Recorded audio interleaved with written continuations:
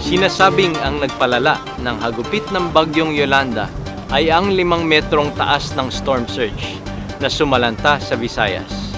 Ngunit, ano nga ba ang tinatawag na storm surge? Ito ay ang abnormal na pagtaas ng tubig sa isang lugar dulot ng malalakas na hangin at pressure na dala ng isang bagyo. Ito ay higit na mataas sa tubig na dala ng high tide at kaakibat nito ang malalakas na alon na kayang gumiba sa mga bahay at gusali.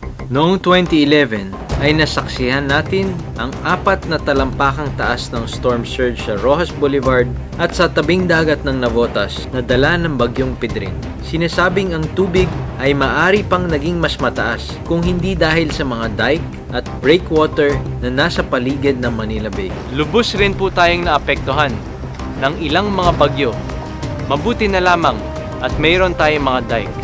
Ang mga dike pong ito ay mainam na pangharang isang malalaking alon. Kaya dito po sa atin sa Navotas, naumpisa na po itong coastal dike mula Barangay Bagong Bayan North hanggang Navotas West.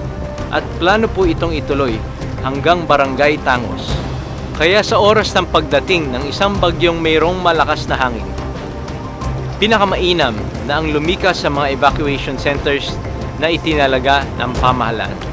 Bitbit ang ating mga survival kits upang manatiling ligtas kung sakaling magkaroon ng storm surge.